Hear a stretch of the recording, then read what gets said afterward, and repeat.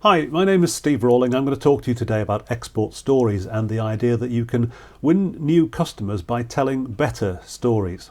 And so I think it's appropriate that I should start with a story. I'm going to show you a picture of the town where I grew up in northern England. And in the centre of the town there is a market square, and in the centre of the market square there's a cross. And the reason why towns in England used to put a cross in the centre of the market was the idea it would keep the traders honest, because they were trading in the sight of God, and therefore they wouldn't rip off their customers. But there was another reason why people didn't rip off their customers back then in these small local markets, and that was because everybody knew each other. And so I was going to come back next week and trade again in the same place. You know me, I know you, you can trust me. And I'm not going to rip you off because next week I want to sell to you again. Now, that's great, but you are operating in a global market, and it's not the same. When you're trying to export, you're basically saying, look, you don't know me, but you can trust me.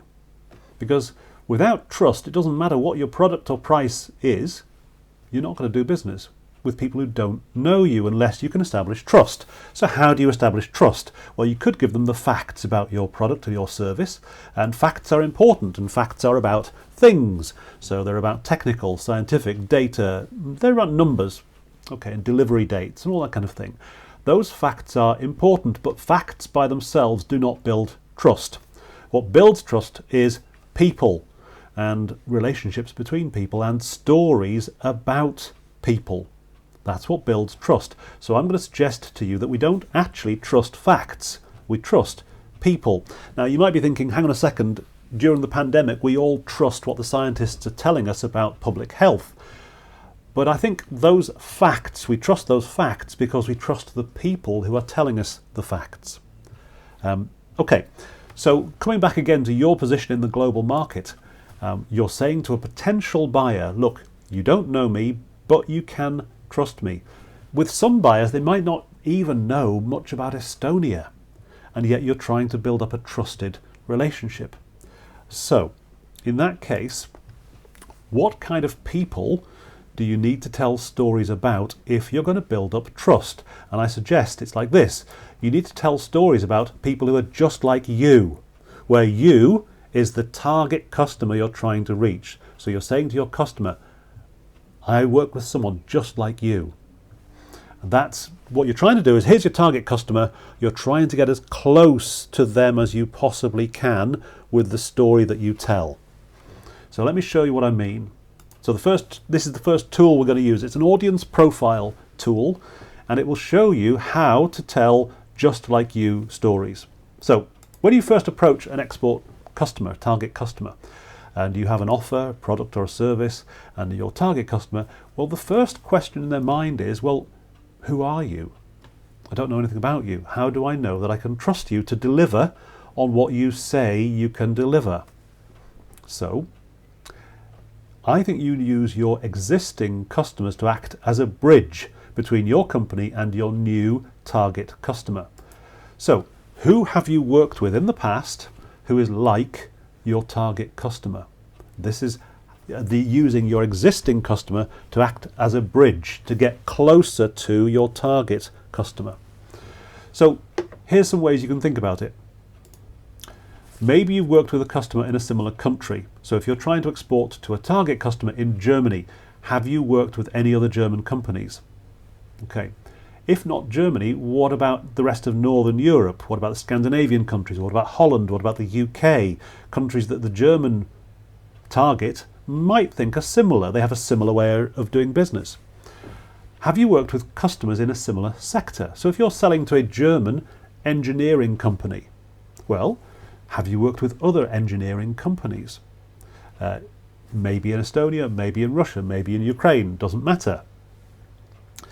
And then finally, have you solved a similar problem for your target customer? So you know your target customer is a German engineering company, and they need a particular component delivering in a very, very short space of time.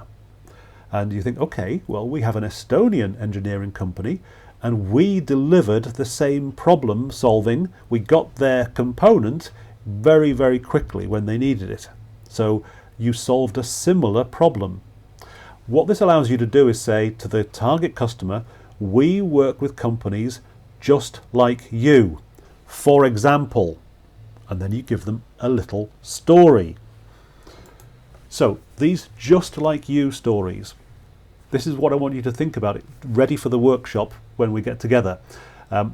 First of all, start off with who your target customer is. And it really helps to be specific, to name a target customer, not just engineers in Germany, but name a company. Then, okay, which existing customers have you got in the same country? If not in the same country, in a similar country. It really matters that if you are exporting anywhere, because even if you're, say, for example, you're exporting to Russia or the Ukraine, which are not like Germany, well, at least it shows you can export, you can move goods across borders, you can deal with currency. That's important. Do you have any existing customers in the same or similar sector? If so, who are they? Do you have existing customers you've solved the same or a similar problem? And then you break that down into a for example story. So how do you help your existing customer? What problem do you solve? Really important. What does this existing customer say about working with us? What do they say about the way you work? And you turn that into a for example story which goes, look, we helped them, so we can help you too. And that's how you get as close as you can to your target customer. So, in time for the workshop, I'd like you to prepare a number of just like you stories. So maybe 1, 2, 3, maybe 4. So you've got a target customer and you can say, okay, these are the companies we've worked with who are just like you. This is what we did. For example, really simple storytelling that gets you closer to your target. Okay, where do you tell these just like you stories? Well, clearly you can tell them face to face. You can tell them as part of a conversation. You can drop them into the conversation really easily. You can tell them on the phone in a sales call. You can put them into an email.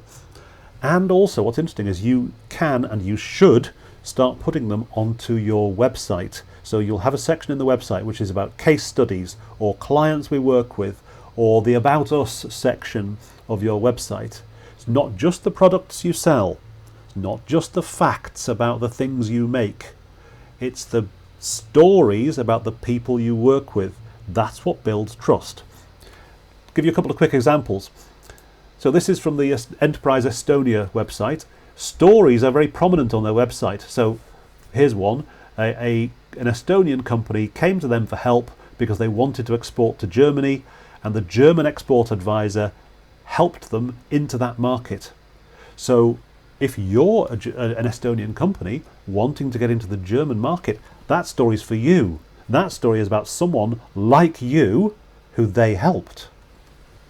And then you can look at your own LinkedIn. Now, I know some of you use LinkedIn, some of you don't. LinkedIn is very useful because of this function where you can ask for recommendations. So people you've worked with can write about what you're like to work with. You know, what do they trust you? And again, if you look here, the recommendations I've pulled out of my LinkedIn recommendations are from Estonian companies. Why? Because they're just like you. That's why I'm showing you these recommendations. I could have put in recommendations from academics in Dublin or BBC programme makers in London. Doesn't matter. I put these ones in because they're people just like you, and I'm trying to get close to you. So your challenge for the first part of our webinar will be to think about your target customer and how you make a bridge, how you get close to them by using your existing customers as a bridge, and then to start to turn those existing customers into just like you stories.